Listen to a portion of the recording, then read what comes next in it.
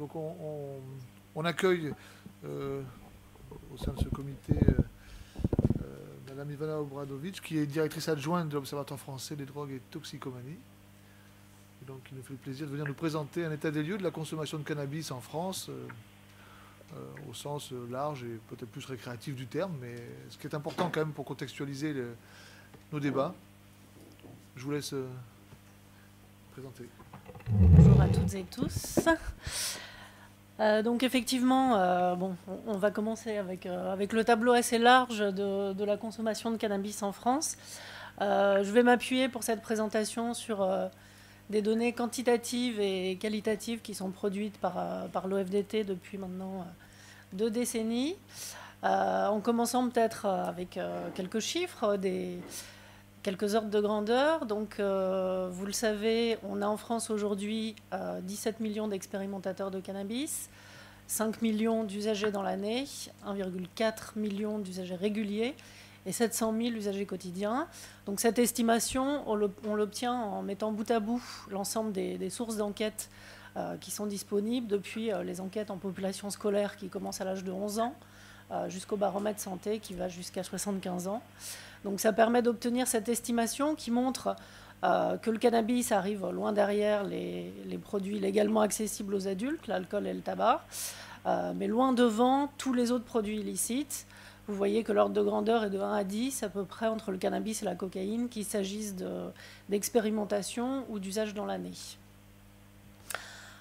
Alors, en évolution, depuis les années 90, en regardant l'usage de cannabis dans l'année, puisque on considère que l'expérimentation est plus un indicateur de diffusion du produit dans la population, mais que si on veut vraiment décrire le phénomène de consommation de façon précise, il faut commencer à regarder à partir de l'indicateur d'usage dans l'année. Donc vous voyez qu'on a eu un quasi-triplement en 2 décennies et demie, depuis 1992, pour ce qui est de la part des usagers de cannabis dans l'année, dans l'ensemble de la population, avec un différentiel entre les hommes et les femmes, un écart à peu près de 1 à 2, et donc une évolution qui est assez nette. Donc un phénomène qui est différencié par sexe, on l'a vu sur la diapo précédente, un phénomène qui est aussi générationnel, puisque vous voyez ici qu'on a, en regardant un peu les données de l'usage dans l'année par tranche d'âge, on observe qu'il y a eu une amplification de la diffusion du cannabis dans les générations qui sont nées à partir des années 80. L'expérimentation, c'est la courbe en pointillé pour les hommes et les femmes juste en dessous. En revanche, pour l'usage dans l'année, la courbe en ligne continue, on voit qu'effectivement, c'est un phénomène qui concerne plutôt les jeunes générations, ce qui n'est pas forcément le cas d'autres produits, j'y reviendrai tout à l'heure. Donc c'est un phénomène qui est vraiment concentré sur les adolescents et les jeunes adultes. Alors par rapport à l'ensemble de l'Union européenne, la France se place dans le carton de pays qui ont les niveaux de consommation dans l'année les plus élevés. Ici, on est sur l'ensemble des jeunes, les 15-34 ans.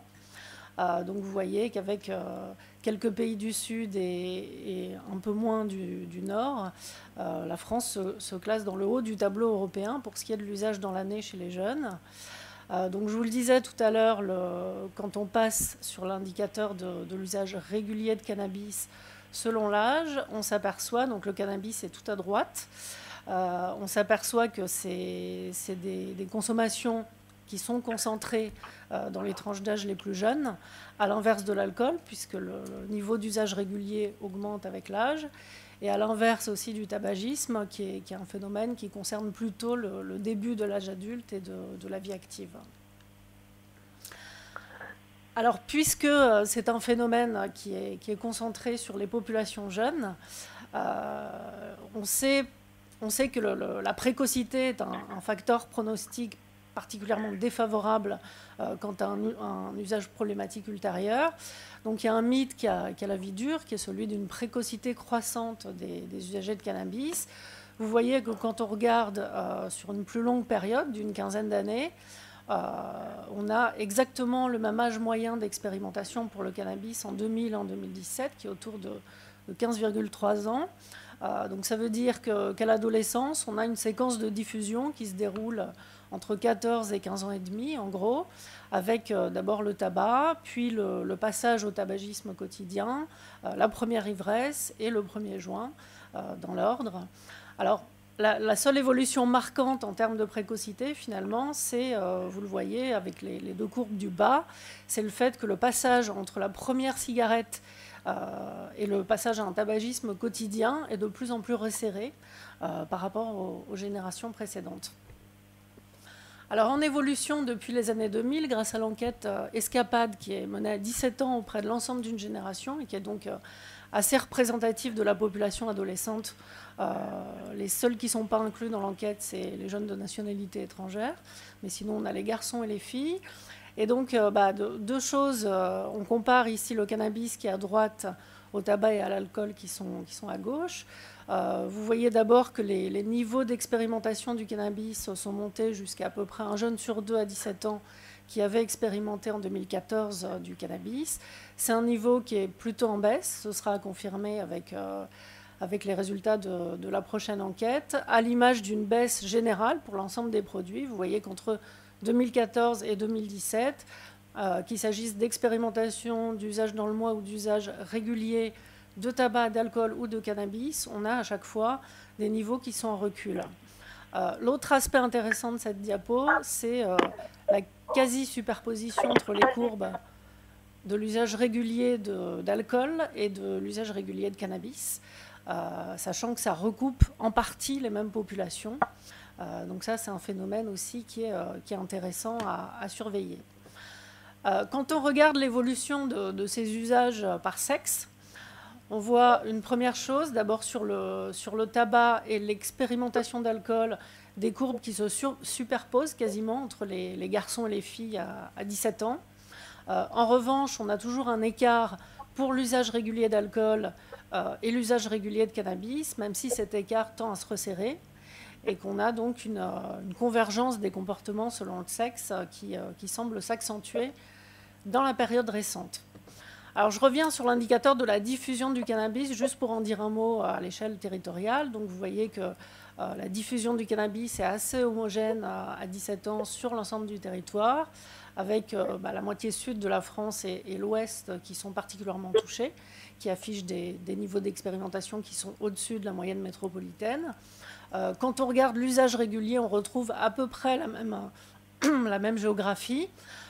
Les trois régions qui sont, si on peut dire, sous-expérimentatrices aujourd'hui, c'est Hauts-de-France, Île-de-France et Grand Est, qui donc se démarquent du reste du territoire, et puis un îlot de résistance en Corse avec des niveaux d'expérimentation de cannabis qui sont particulièrement bas par rapport à la métropole. Alors, ce qui est intéressant derrière le phénomène de l'usage de cannabis en termes d'analyse de santé publique, c'est de suivre en évolution la part des usagers problématiques, en particulier parmi les jeunes. À l'OFDT, on a conçu une grille de repérage à cet effet qui se compose de 6 questions simples et qui permettent de repérer parmi les jeunes ceux qui présentent un risque élevé d'usage problématique à l'aide d'un score qui est calculé avec cette grille. Donc vous voyez que selon les critères du CAST, à 17 ans, on a aujourd'hui un usager dans l'année sur 4 qui présente un risque élevé d'usage problématique. C'est une population qui comprend presque 2 fois plus de garçons que de filles. Et surtout, cette proportion d'usagers problématiques à 17 ans, elle est en hausse continue depuis une dizaine d'années. Donc je vous disais tout à l'heure sur la diapo Escapade qu'on avait effectivement une baisse, un recul des niveaux d'expérimentation et d'usage de cannabis, certes, mais on observe qu'il y a un noyau dur d'usagers problématiques à cet âge-là qui semble se renforcer et se consolider. Si on raisonne à l'échelle de l'ensemble des adolescents de 17 ans, ça représente 7% des adolescents de 17 ans qui seraient touchés par un usage problématique de cannabis, soit à peu près 60 000 jeunes de cet âge. Alors pour prendre un peu de hauteur et puis se hasarder sur le terrain des explications, bon, déjà la première remarque, elle porte sur la place du cannabis chez les jeunes en France, qui est vraiment une singularité française, un French paradox si on peut dire, puisqu'on a un jeune sur 5 à 15-16 ans qui a consommé du cannabis dans le dernier mois. Vous voyez sur la courbe de gauche qui représente la part des expérimentateurs que la France se classe au 2e rang dans l'Union européenne, derrière la République tchèque et devant les États-Unis, même si évidemment dans certains États aux États-Unis on peut avoir des prévalences plus importantes, notamment dans les États qui ont légalisé le cannabis à usage récréatif. Quand on regarde en revanche la part des usagers récents, donc dans le dernier mois, à 15-16 ans, la France se classe tout en haut du tableau européen, assez loin devant les autres pays, et devant également les États-Unis et le Canada. Alors du côté des hypothèses explicatives, on peut en citer 3. En tout cas, à partir de cette enquête ESPAD, qui est une enquête en milieu scolaire à 15-16 ans, vous l'avez compris, la première chose, c'est que le risque perçu à cet âge-là, donc à peu près au milieu de l'adolescence, il est relativement bas par rapport aux autres pays européens. Donc une représentation du cannabis relativement normalisante, si on peut dire, et j'y reviendrai un petit peu tout à l'heure. La deuxième hypothèse, c'est celle des incitations sociales à consommer du cannabis qui serait plus importante en France que dans les autres pays européens. Vous voyez que l'écart est assez important. C'est-à-dire que quand on interroge à 15-16 ans les jeunes qui n'ont pas consommé de cannabis et qui ne sont pas particulièrement amateurs de ce produit, la part de ceux qui disent qu'ils s'en sont vus proposer 3 fois ou plus dans le dernier mois est beaucoup plus importante en France que dans les autres pays européens. Donc un indicateur d'accessibilité qui rejoint celui de l'accessibilité perçue, où là aussi, vous voyez que la France, pour les garçons en bleu comme pour les filles en rouge, affiche des niveaux d'accessibilité perçus qui sont relativement élevés par rapport, enfin, qui sont en tout cas dans la première moitié du tableau européen. Donc voilà pour 3 hypothèses qui ne se suffisent pas à elles-mêmes, mais qui sont des pistes de réflexion qu'on essaye de creuser à travers des enquêtes qualitatives. Je vais y revenir dans un instant. En tout cas, jusqu'à maintenant, sur 10 ans à peu près d'enquêtes quantitatives, on observe qu'il y a une grande variété des motivations d'usage de cannabis à l'adolescence, évidemment, entre des motivations qui sont présentées comme du plaisir, du partage collectif, relevant de la convivialité, et des motivations qu'on peut qualifier d'autothérapeutiques, avec l'idée de se détendre, de soigner, de gérer l'angoisse, etc., ou par sentiment de dépendance. Donc on a à peu près 3/3 sur ces différentes motivations, un peu plus en fait, puisque la plupart du temps, il y a évidemment différentes motivations qui interviennent en même temps. Pour ce qui est des préférences de consommation, là aussi, on observe des évolutions qui sont assez nettes dans la nouvelle génération. Là encore, à partir d'Escapade 2017, on voit que la part de l'herbe dans les préférences de consommation des jeunes a tendance à augmenter. La résine était la forme majoritaire de consommation jusqu'à une période récente. C'est manifestement en train de changer. En tout cas, c'est ce qui semble ressortir des enquêtes à la fois quantitatives et qualitatives. Et puis l'autre aspect important, puisqu'on ne peut pas parler de la demande de cannabis sans parler de l'offre, c'est aussi les modes d'approvisionnement. Vous voyez que sur l'ensemble des jeunes de 17 ans, toujours, il y en a 70% à peu près qui obtiennent le produit gratuitement. Et finalement, la part de ceux qui s'adressent à des revendeurs de rue, des dealers, est relativement peu élevée dans cette population. Elle l'est plus, évidemment, parmi les usagers réguliers. Mais finalement, la part d'achat sur le marché illicite reste relativement faible, que ce soit chez les garçons ou chez les filles de cet âge. Alors pour terminer sur quelques ouvertures, sur les changements en France au cours des dernières décennies, à partir d'un ensemble d'enquêtes sur lesquelles je pourrais revenir si vous avez des questions.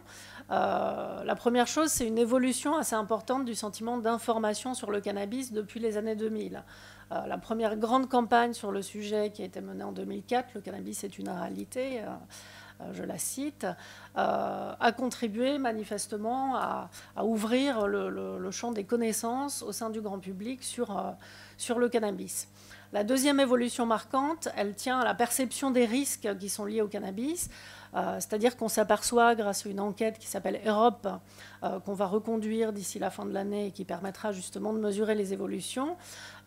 Cette enquête, on en dispose depuis la fin des années 90 à peu près, et on s'aperçoit que sur le cannabis, la représentation des risques est beaucoup plus fluctuante que sur d'autres produits, en particulier l'héroïne et la cocaïne, ce qui témoigne finalement d'une certaine confusion dans le débat public et d'une difficulté à avoir une vision claire sur le cannabis au sein du grand public. La deuxième chose qu'on constate dans cette enquête, c'est une mise à distance du risque par les usagers, le fameux déni du risque qui est bien connu dans le domaine du tabagisme et d'autres produits. Un facteur à prendre en compte dans l'élaboration, évidemment, des campagnes de prévention et les démarches de sensibilisation du public qui pourrait être exposé à un usage à risque. Le troisième phénomène marquant des dernières décennies, c'est l'apparition de décès qui sont attribués à la consommation de cannabis. Drame le montre bien, on a quelques dizaines de cas par an de décès qui seraient liés au cannabis. Alors évidemment, la question est complexe, celle de l'imputabilité, mais en tout cas, il semblerait qu'il y ait un phénomène en émergence de ce côté-là. Et puis surtout, le changement majeur, c'est celui des transformations de l'offre, au point qu'on peut se demander si on peut toujours parler du cannabis ou s'il ne faut pas plutôt parler des cannabis, tant la variété des produits qui sont en circulation sur le marché est grande. Alors le premier phénomène de transformation de l'offre, il tient à la puissance des produits qu'on retrouve sur le marché illicite. Donc vous le voyez ici, la teneur en principe actif en THC a augmenté de façon extrêmement importante pour la résine, c'est la courbe d'en haut, mais également pour l'herbe. Alors c'est une évolution qui a été plutôt concentrée depuis le début des années 2000. Il semblerait que ça se stabilise, mais en tout cas, on arrive à des concentrations qui sont assez élevées, qui atteignent 23% pour la résine. Alors, je ne rentre pas dans le détail, puisqu'on confronte pour confirmer cette observation, on confronte la source des saisies et celle des collectes synthèses, mais je ne vais pas rentrer dans le détail.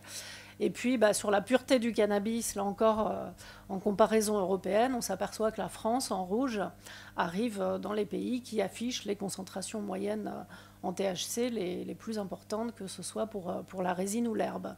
À côté de ce phénomène d'augmentation de la concentration des produits sur le marché, il y a également un prix au détail qui a beaucoup baissé au cours de la décennie 2000. Sur ce graphique, on voit plutôt la deuxième moitié de la décennie 2000 et la décennie actuelle. Donc vous voyez que là, les prix au détail ont tendance à remonter. C'est les courbes qui sont à gauche. L'herbe en bas et la résine... l'herbe en haut et la résine en bas. On a 9 € en moyenne de prix au détail pour l'herbe et 7 € pour la résine. Donc vous voyez que c'est des prix relativement bas. Et là encore, en Europe, c'est un rapport qualité-prix, entre guillemets évidemment, qui est relativement compétitif par rapport à d'autres pays. Toujours sur les phénomènes d'offres qui sont marquants au cours des dernières décennies, il y a les saisies de cannabis. Donc vous voyez que la courbe qui représente les plants de cannabis a très vite augmenté dans le courant de la décennie 2000. Là encore, on a une certaine stabilisation dans les dernières années, mais c'est quand même des niveaux assez élevés. Et surtout, la part de l'herbe dans les saisies a été multipliée par 5 en 5 ans. Donc c'est des évolutions qui sont extrêmement importantes. L'autre phénomène intéressant, c'est la diversification des formes de cannabis qu'on trouve sur le marché, et aussi des modes de consommation. La montée en charge de l'herbe, j'en ai parlé.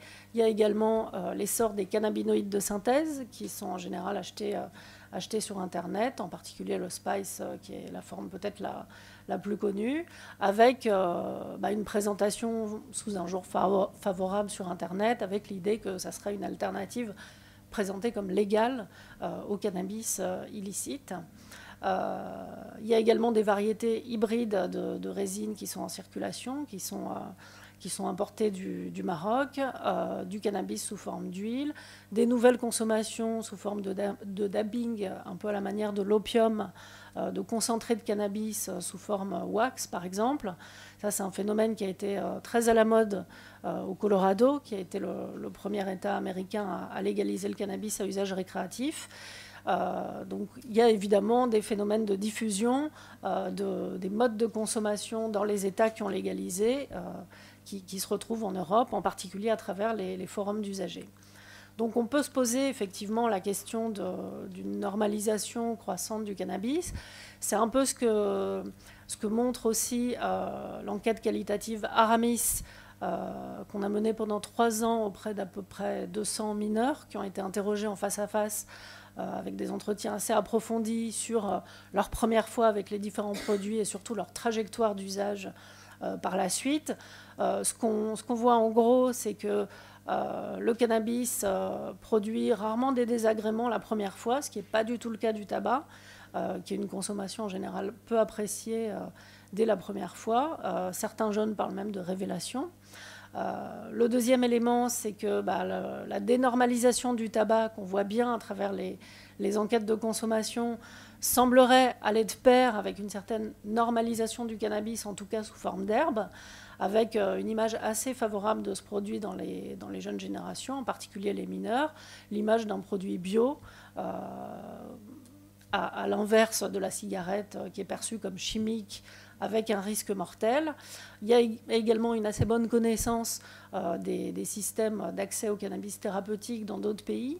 Donc c'est un discours qu'on retrouve beaucoup chez les jeunes mineurs, cette idée de la drogue douce et cette idée que le cannabis, finalement, peut faire du bien. La preuve, il y a des usages thérapeutiques. Donc ça aussi, c'est un élément qui est intéressant. Et puis, surtout, c'est une génération qui résonne en consommateur rationnel. C'est-à-dire que par rapport au tabac, le cannabis est souvent moins cher, avec des effets qui sont jugés plus désirables, plus agréables. Donc voilà, on peut probablement s'attendre à ce que par le biais de l'herbe, on ait des évolutions dans les jeunes générations dans les années qui viennent. Le troisième constat intéressant qui ressort d'Aramis, c'est le fait que ce produit irrigue finalement toutes les classes sociales de jeunes, et que par rapport au tabac, par exemple, qui semblerait être plus apprécié, en tout cas dans les toutes jeunes générations, plutôt dans les classes favorisées, pour aller très vite, le cannabis, à l'inverse, se retrouve vraiment dans tous les milieux sociaux, avec toujours cette image relativement positive. Et puis le dernier constat de l'enquête, pour être très synthétique, c'est celle d'une demande des mineurs de repères d'autorégulation pour savoir à partir de quand on a des risques sanitaires. Donc voilà, pour conclure, avec une diapo qui reprend un petit peu tout ça, la première chose, c'est qu'on semble assister à une stabilisation de la demande de cannabis, à l'image des niveaux de consommation à tous les âges et quels que soient les indicateurs de consommation. C'est un recul qu'on peut mettre en parallèle avec celui du tabagisme. D'ailleurs, les produits sont souvent consommés ensemble, en association. Je le disais, le point de vigilance, c'est quand même la persistance de ce noyau dur d'usagers problématiques à 17 ans parmi les adolescents, qui nécessite une veille dans les années qui viennent, et une veille également sur l'évolution des préférences de consommation dans les nouvelles générations. Face à ce phénomène de demande, on a une offre dynamique et qui est en perpétuel renouvellement, avec une diversification de l'offre, une disponibilité accrue du cannabis, malgré son statut prohibé, une évolution des risques sanitaires aussi qui est plutôt à la hausse, compte tenu de la teneur en THC du cannabis en circulation sur le marché, qui est clairement en augmentation, et puis un renouvellement des dynamiques d'offres par le biais d'Internet, mais aussi par le biais de l'autoculture, puisque le dernier rapport européen le relève également. L'Europe est devenue une terre de production, et la France ne fait pas exception dans ce tableau européen. Donc voilà, les mouvements mondiaux, par ailleurs, de légalisation, en particulier au Canada, qui va ouvrir le marché à partir de la semaine prochaine. Et ce qu'on a pu constater à travers une enquête spécifique dans les États pionniers de la légalisation du cannabis à usage récréatif, le Colorado, l'État de Washington et l'Uruguay, à travers une étude qui s'appelle Canalex, c'est qu'il y a effectivement ce phénomène de banalisation par imprégnation et l'idée que le cannabis est finalement un produit comme un autre qui est associé à une culture, à un mode de vie. Et même si ces expériences sont localisées outre-Atlantique, exclusivement pour le moment, en France, il y a évidemment des émanations et des effets sur les représentations du cannabis, et donc une réception des résultats des recherches qui sont menées actuellement dans les pays qui ont légalisé. Voilà, je vous remercie et je suis à votre disposition pour des questions. Merci Ivana pour cette présentation. On a le temps d'échanger avec vous, entre nous, sur ces éléments de contexte où déjà on a évoqué un peu la notion de thérapeutique, vous l'avez vu, puisque finalement on a dit que quasiment un tiers des patients avaient aussi un usage recherché, un effet thérapeutique. Alors ça ne veut pas dire pour autant qu'il faut leur prescrire du cannabis, mais en tout cas ça veut dire quand même que c'était la motivation de consommation, c'est une souffrance sous-jacente. Et probablement que c'est ce qui concerne la majorité de ce fameux noyau dur dont vous parlez. Lorsqu'à 17 ans on est en consommation quotidienne, importante de cannabis, généralement on sait qu'on n'est plus vraiment dans du récréatif, au sens festif du terme en tout cas, et qu'on est plutôt dans une sorte de défense autothérapeutique, en tout cas qui masque une souffrance sous-jacente.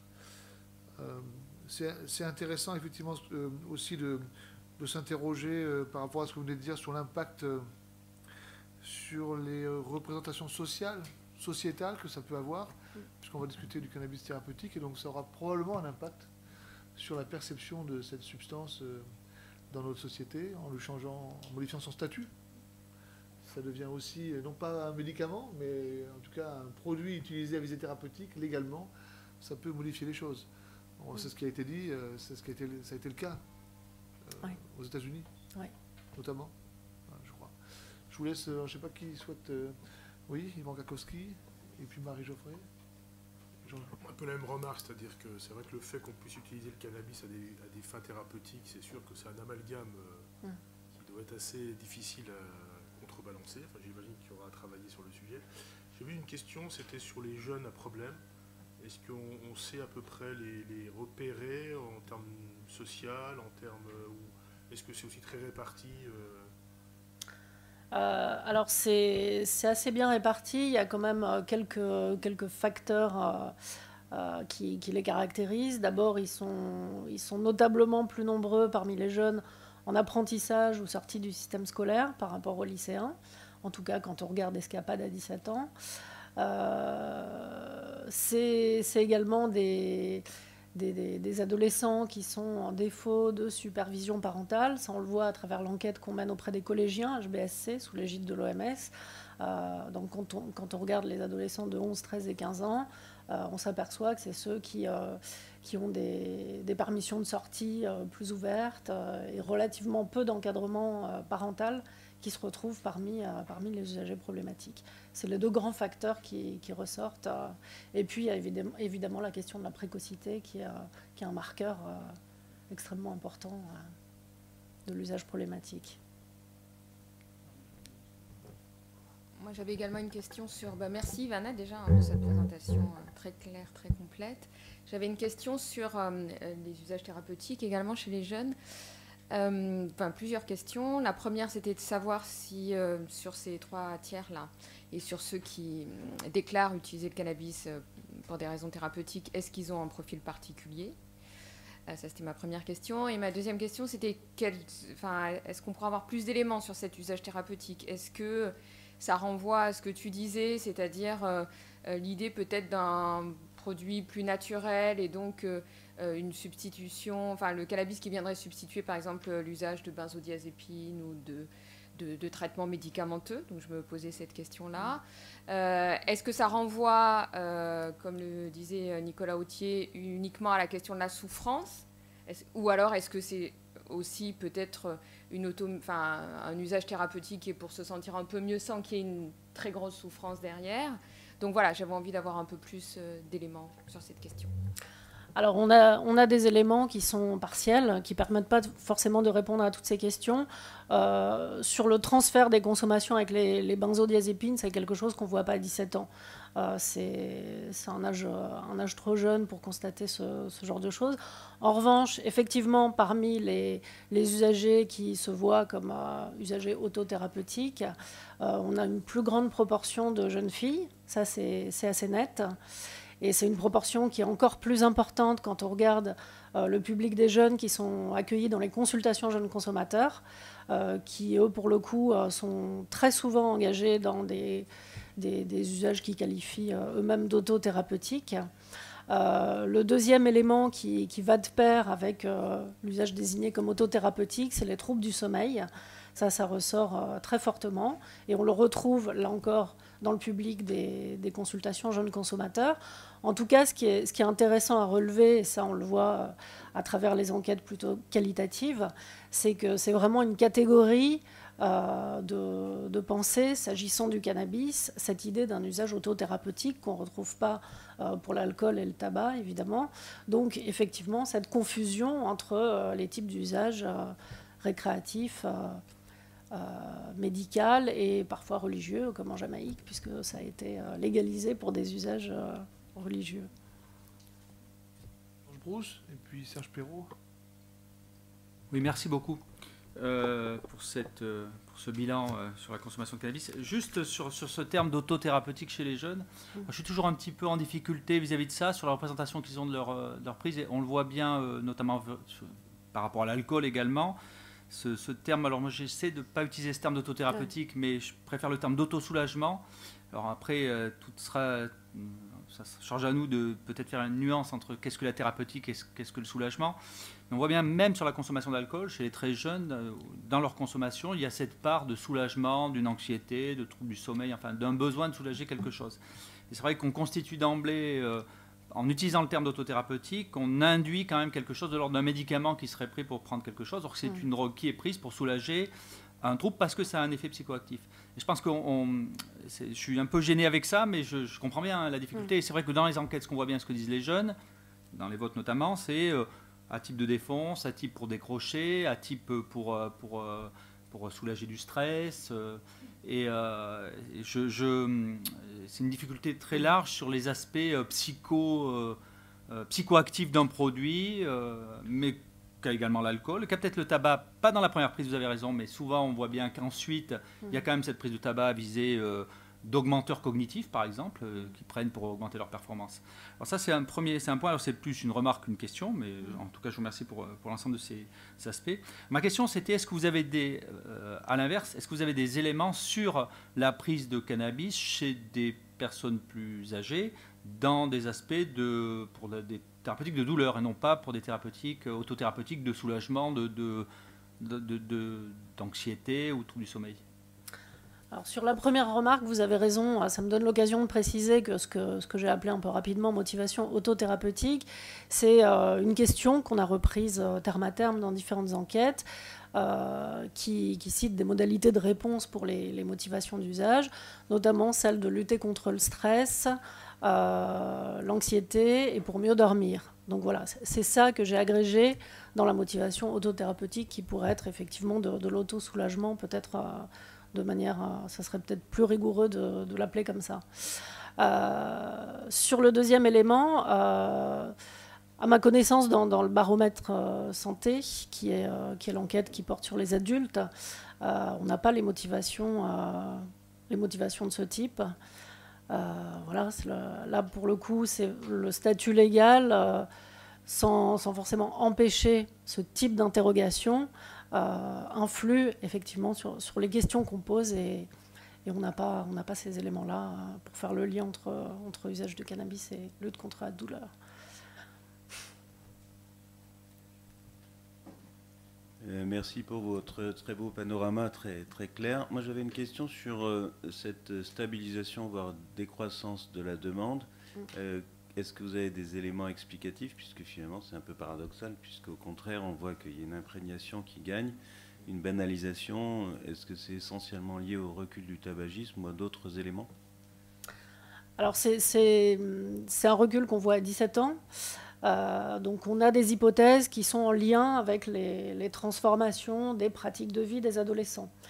Par exemple, le fait que le temps passé sur les écrans soit en augmentation pourrait éventuellement expliquer, c'est évidemment une hypothèse, hein, on n'a pas d'éléments durs à ce stade. Là encore, il faudrait une enquête qualitative pour aller un peu plus avant sur cette hypothèse, mais voilà, ça pourrait être un transfert des pratiques de sociabilité, du cannabis, du tabac et de l'alcool, quoi qu'on l'observe un peu moins pour l'alcool, puisque là aussi, ce n'est pas le sujet aujourd'hui, mais il y a un noyau dur de jeunes qui sont dans des conduites d'alcoolisation extrême.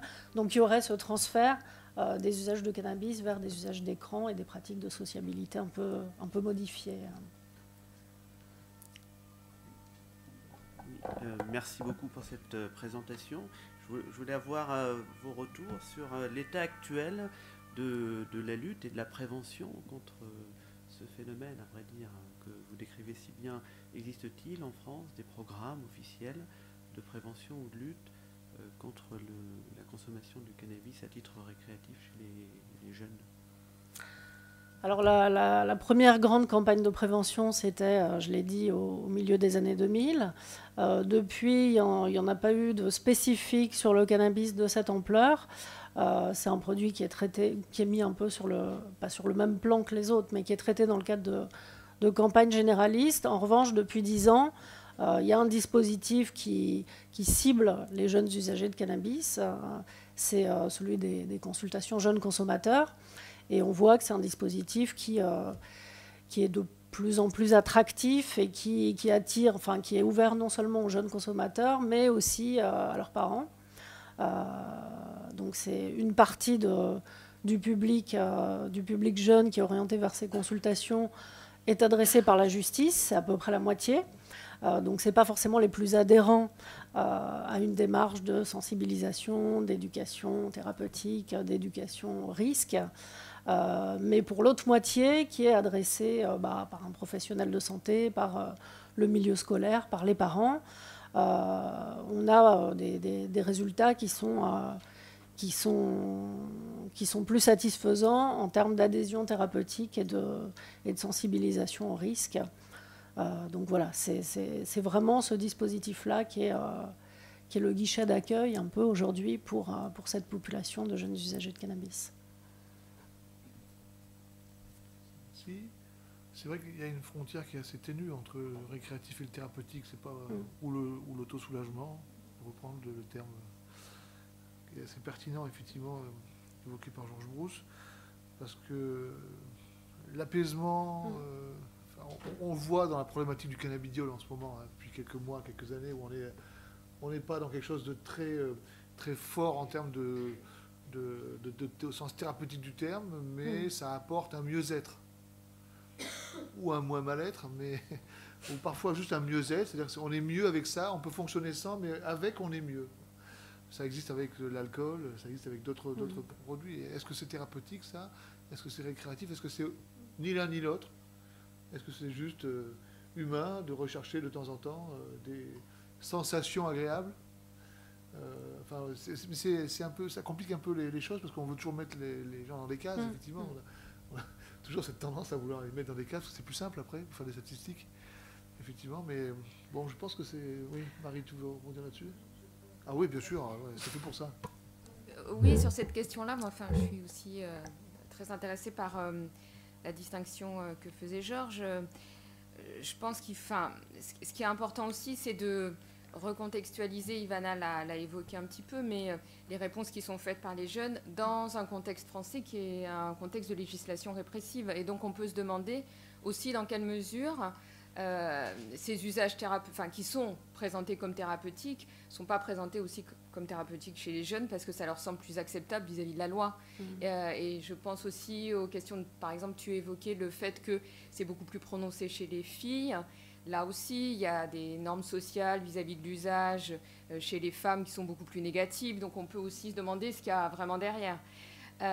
Mais sur cette question des usages thérapeutiques ou d'auto-soulagement, moi je ne suis pas certaine, mais bon c'est une hypothèse, qu'on soit obligatoirement là dans le soulagement d'une souffrance. Et on est peut-être aussi pour une partie d'entre eux juste dans la recherche du bien-être qui correspondrait par exemple aux personnes qui vont boire un verre de whisky le soir de temps en temps parce que ça leur procure, j'imagine, une sensation de chaleur, de bien-être. ne consommant pas d'alcool, je ne sais pas ce que ça fait, mais en tout cas, voilà, j'imagine que c'est en tout cas ce qui est évoqué. Donc en fait, chez les jeunes, on peut également, à mon avis, pour une partie d'entre eux, et c'est pour ça que c'est dommage qu'on n'ait pas plus d'éléments là-dessus, mais bon, peut-être que dans Aramis, dans les analyses d'Aramis, vous en aurez, mais on renvoie ces usages à la question de la souffrance, mais je pense que pour une partie d'entre eux, on est plus dans la recherche de bien-être et dans quelque chose qui se rapproche plus de l'usage occasionnel, par exemple, et récréatif. Ce qui ressort beaucoup d'Aramis, oui, pardon. Ce qui ressort beaucoup d'Aramis, c'est la recherche de l'apaisement. C'est plutôt ce terme-là et cette démarche-là qu'on retrouve, l'idée d'être en apesanteur, d'avoir un temps qui soit un peu en suspens et qui soit à l'écart des contraintes familiales, des contraintes scolaires. Donc cette idée de recherche d'apesanteur, elle est très présente dans les propos qu'on a recueillis auprès des mineurs. Et pour rebondir sur la remarque de Nicolas Autier, effectivement, le terme d'usage récréatif n'est pas un très bon terme. Finalement, peut-être que la ligne de clivage serait plutôt entre l'autosoulagement et les usages sociaux, les usages de sociabilité. Puisque c'est vraiment ça la frontière. Les usages collectifs d'un côté et les usages dits d'autosoulagement sont plutôt des usages individuels. Donc ça serait peut-être une frontière plus pertinente que le terme récréatif qui finalement ne veut pas dire grand-chose. Ça peut compliquer d'ailleurs l'interprétation des choses. Alors ça peut être aidant sur des stratégies plus politiques, on va dire. On peut l'imaginer évidemment, mais on sait très bien que pour ceux qui connaissent ou voient des patients usagers, des patients ou pas forcément patients d'ailleurs, des consommateurs de cannabis, qu'une grande partie d'entre eux ne se présentent pas dans un usage que l'on pourrait qualifier de récréatif au sens propre du terme. C'est ce que j'allais dire. En fait, ce qu'on voit dans les consultations de jeunes consommateurs, ceux qui sont le plus en difficulté sont ceux justement qui ont eu accès à un usage social, mais ensuite qui ont poursuivi cet usage et l'ont accentué dans une dimension d'autosoulagement de plus en plus forte. Et ceux qui intéressent les consultations d'addictologie, ou en tout cas qui rentrent dans un processus addictif, sont probablement ceux-là. Et la majorité des autres sont dans un usage social ou socialement admis, comme on peut l'être pour l'alcool, avec tout l'encadrement sur lequel on peut réfléchir, mais qui n'est pas forcément dans des conduites addictives, mais qui peut aussi être dans des conduites à risque différentes. Je pense que en tout cas, effectivement, le fait de consommer en solitaire, qui est d'ailleurs un des 6 critères du CAST, de l'échelle de repérage, c'est clairement un facteur discriminant. Oui, Sophie Crozy. Oui, merci beaucoup pour votre présentation. J'imagine que vous avez aussi des données sur les risques et aussi par rapport aux campagnes d'information. Voilà, qu'est-ce qu'on a aujourd'hui comme données chez les jeunes? Parce qu'il y a moi j'avais vu des choses circuler autour des troubles attentionnels. À la fois, il y a une consommation, il me semblait, assez fréquente chez les jeunes qui avaient des troubles, des TDAH, et aussi cette question par rapport aux conséquences en fait de la consommation de cannabis. Qu'est-ce qu'on a aujourd'hui, et notamment en termes d'évolution? Est-ce qu'on a plus, est-ce qu'il y a plus aussi d'hospitalisation? Vous avez parlé des décès, mais en termes de pathologies autres. Voilà. On va voir ça. Si vous avez quelques données là-dessus, nous c'est compliqué. Comme moi je travaille dans un service de neurologie vasculaire, on a eu quand même ces dernières années aussi un peu plus de patients jeunes, très très jeunes en fait, des lycéens hospitalisés à la suite d'accidents vasculaires, la question de l'imputabilité, etc. Des types de toxiques aussi, de cannabis, comme vous dites, il y a des cannabis qui circulent, donc je sais qu'on essaye de les faire analyser, de voir un peu ce qu'il y a aussi, de mélange avec de la cocaïne. On a vu aussi des choses un peu curieuses. Enfin voilà, je voulais savoir ce que vous aviez comme données autour de ça. L'association qui ressort le plus, c'est vraiment avec les troubles du sommeil. Après, pour la réception des campagnes de prévention, qui est un sujet en soi, un sujet intéressant, là-dessus, c'est plutôt Santé publique France qui a les données à travers les post-tests. Nous, on n'a pas forcément accès à ces études-là qui ne sont pas toujours publiées. Donc, je suis un peu en difficulté pour vous répondre sur cet aspect de réception qui fait pas partie de notre périmètre d'études, et on n'a pas forcément les données. Juste pour préciser par rapport au risque, j'en ai pas parlé tout à l'heure, mais dans le programme en fait, des 3 séances, Le jour des auditions, il y aura également l'après-midi plusieurs exposés en fait sur les risques justement qui sont liés au cannabis en général, et notamment comme Ivana le citait aussi, les données de DRAM, qui est les données du réseau d'addictovigilance, avec les décès et les analyses médico-légales qui sont faites à la suite de décès justement par les usagers de drogue.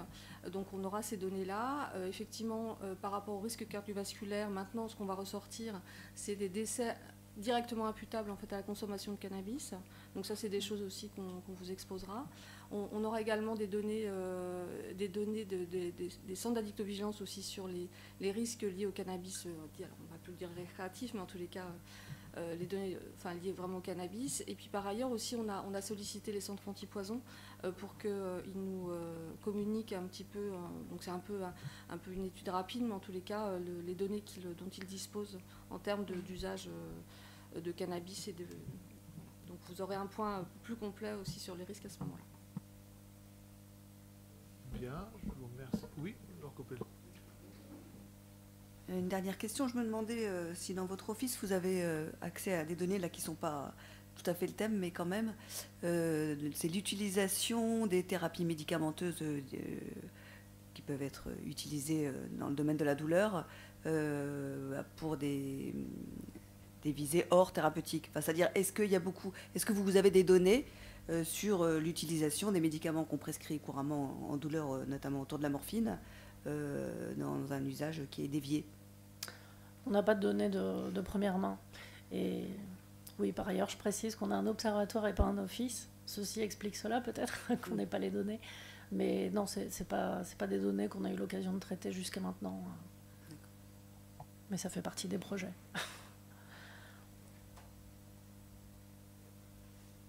Bien, merci, on s'arrête là. Merci beaucoup. Merci à vous.